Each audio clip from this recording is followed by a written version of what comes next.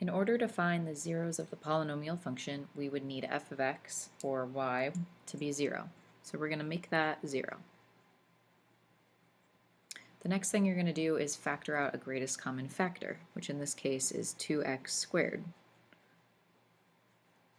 Then you're going to take each of these and set them equal to 0. So for this one, we can divide both sides by 2, then square root, and you get x equals 0 with a multiplicity of 2. For this one, we can either use the same method, the square root property, or we can factor the difference of squares. When we do that and set each of these equal to 0, we get x equals -4 and x equals 4. So those are all of our solutions. For number 2, even though it says to find the roots, we're basically finding the same thing. So we want this set equal to 0. So if this is the cubic term, I want it to be in between my quartic and quadratic term, and I need this side to be 0. So I'm subtracting 6x cubed, and I'm going to put it in between those terms so that my polynomial equation is in descending order. I can take out a greatest common factor of 3x squared, leaving me with x squared minus 2x plus 4. Set both of these equal to 0.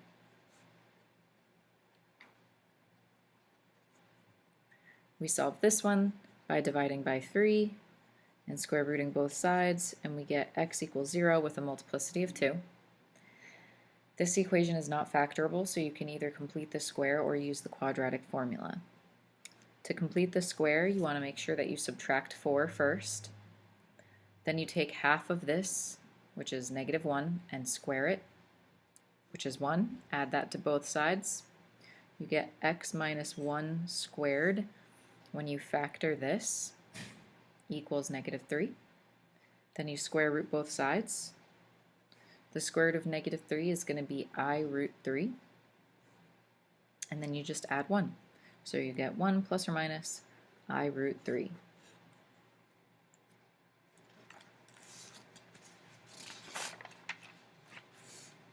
Okay, finding more roots here. This is a polynomial that has 4 terms, and we can try to factor by grouping here. So group each half and try to take out the greatest common factor from each half. So the first half I can factor out an x squared, leaving me with 2x plus 3. The second half I can factor out a 9, leaving me with 2x plus 3. So my two factors are x squared plus 9 and 2x plus 3. I then want to take each of these factors and set them equal to 0. When you take x plus 9 and you set it equal, or x squared plus 9, set it equal to 0, you want to subtract your 9 and square root both sides, which gives you positive and negative 3i. Here we would subtract 3 and divide by 2, and you get x equals -3 over 2, or -1.5. For number 4, you're going to factor this. It's in quadratic form, so you're finding two numbers that are going to multiply to -216 and add to 19. Here we'll put x cubed and x cubed because we want the middle terms to add to 19x cubed, and we want them to multiply to x to the 6th. So those two numbers should be 8 and 27, with 27 being positive and 8 being negative. So setting those equal to 0,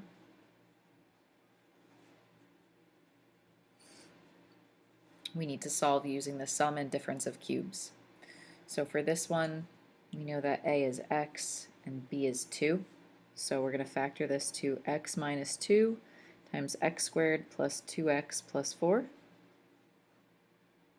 We're going to set these equal to 0.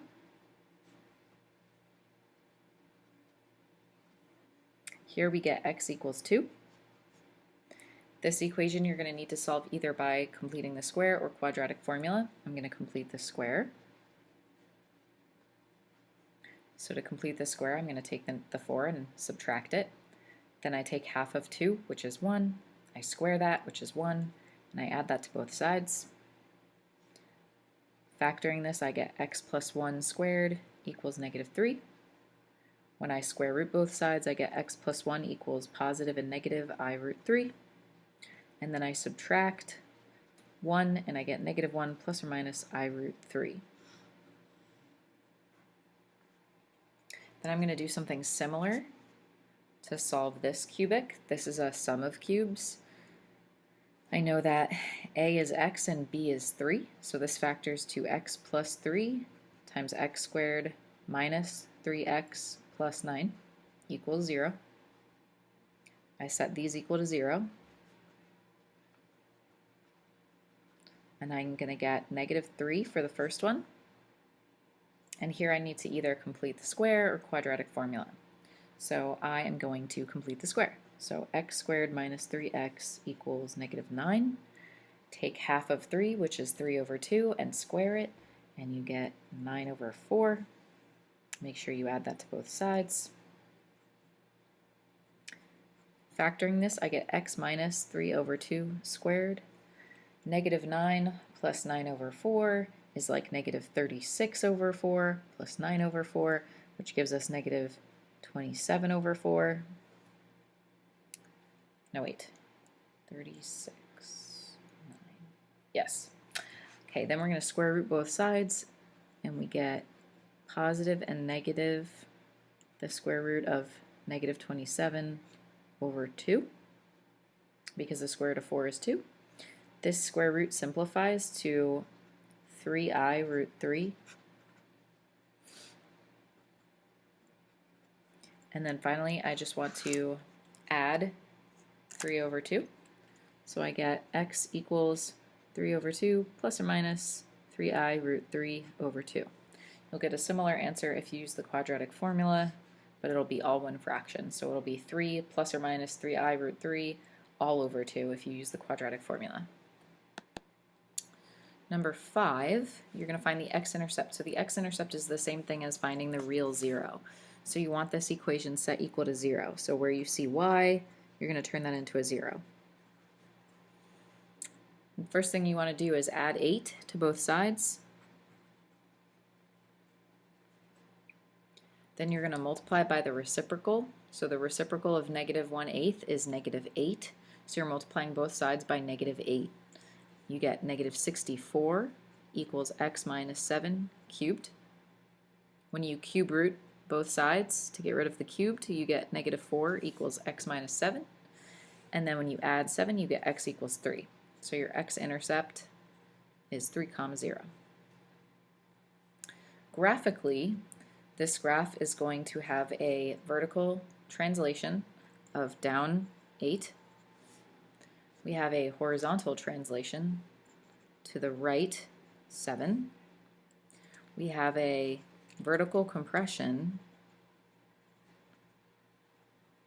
by a scale factor of 1/8, and the negative sign is going to cause this to reflect. So we have a reflection.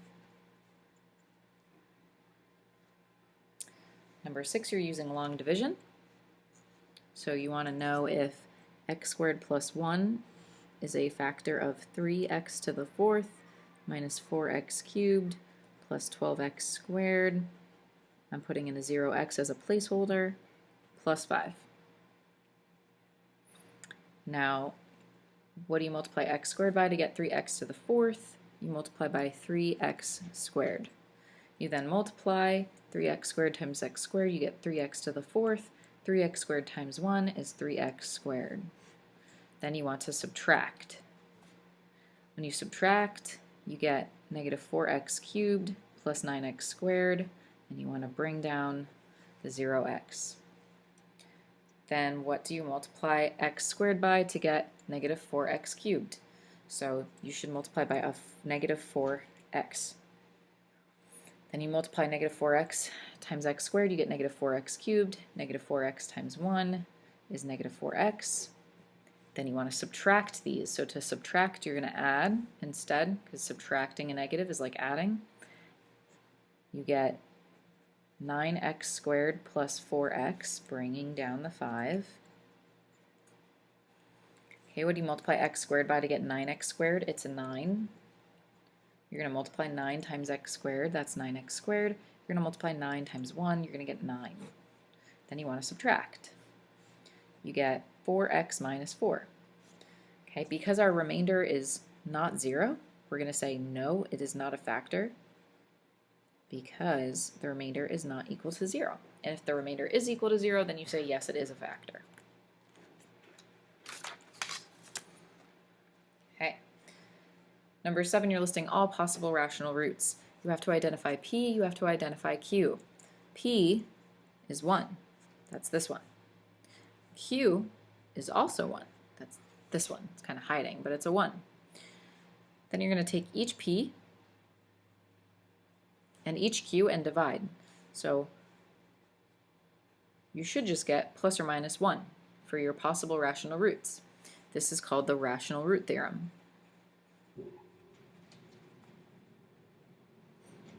Okay, then you're going to do a Descartes' rule of signs. So looking at the original function, we have positive, negative, positive, negative. We have 1, 2, 3 sign changes, which means we will have 3 or 1 positive real roots. Looking at the negative version of this, so you're plugging in a negative x into each term.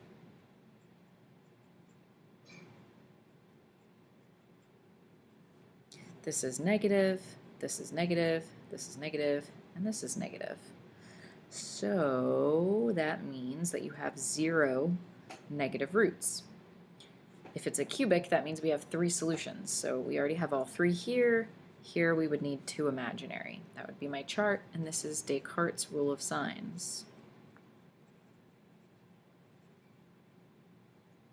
Okay. Then we're going to use all of that information from number 7.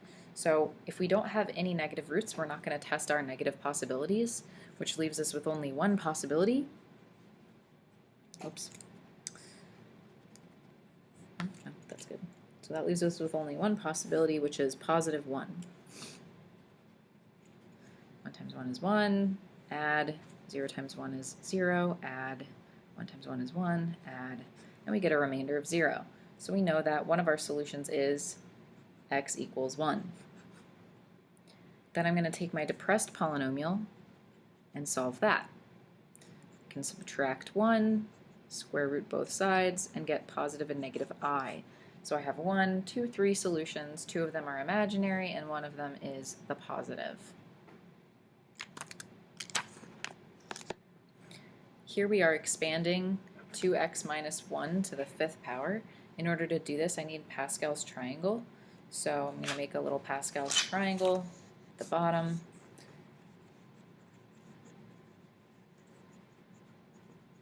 I want to go out to the 5th row because I'm raising it to the 5th power. And I'm using these coefficients to solve this question. So I have 1, 5, 10, 5, another 10. Space these out a little bit more.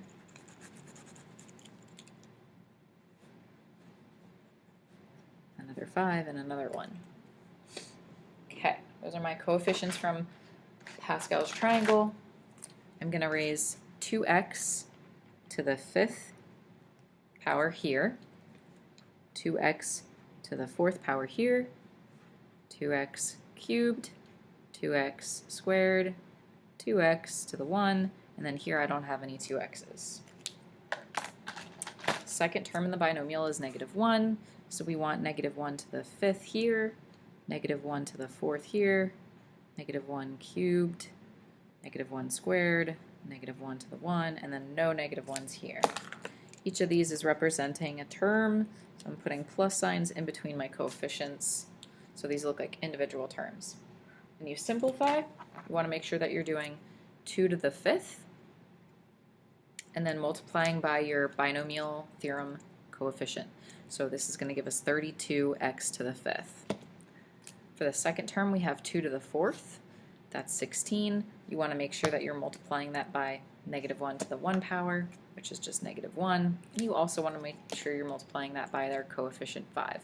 So this is going to be -80x to the 4th. Next one, we have 2x cubed, so that's going to be 8. This -1 squared is going to be a +1. Then we have the 10. When you multiply all those numbers together, you get +80, and then we have x cubed. Next term, we have 2 squared, which is 4.